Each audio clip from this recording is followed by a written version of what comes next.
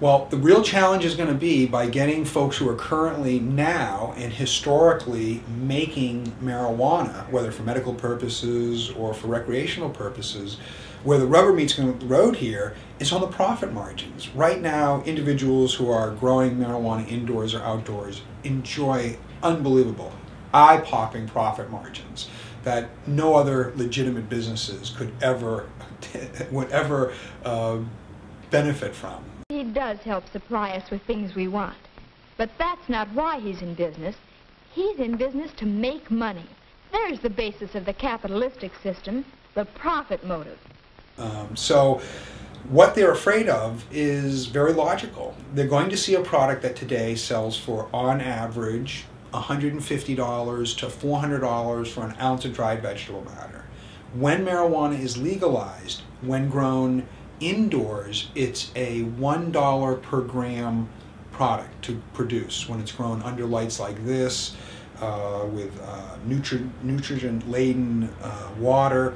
Most of the cost of that $1 per gram is with the humans interacting with the plant, cutting it, drying it, packaging it. So point being that when marijuana is grown indoors, it should probably cost between $28 and $30 an ounce, not $300 or $400 an ounce.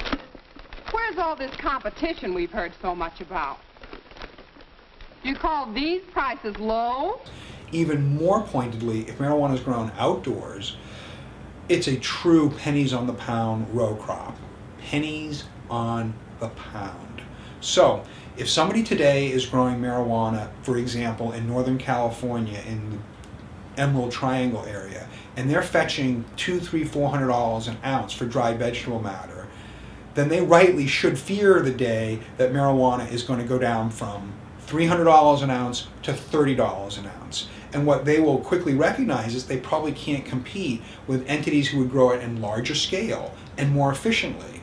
So the example that we have, I think, the analogy is the wine industry in California, where most of us, 95% or more of us who want to drink wine will go to a store, we'll find a whole range of wines ranging from $2 chuck to $200 for a bottle of fine wine, and it, depending on someone's affluency and value system, they'll buy the wine that they want.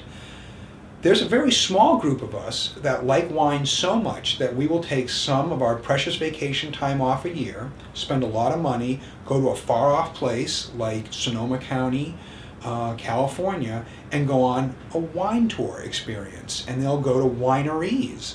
So I think in future, those who are growing cannabis in places like Northern California, if they don't want to adapt to the legalization model and become very, very efficient large growers, then they'll be definitely ma and pop growers, but they will have to have niche industries. And a prime example of such is in the wine tourism business.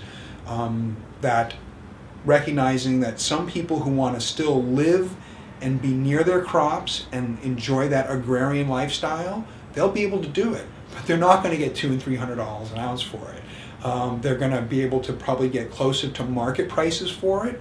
But if they want to be able to still squeeze out a living and live in those rural parts of the United States and enjoy that type of lifestyle, then they're going to have to build other parts of their business models out, which might include, I guess, what we would call cannabis tourism.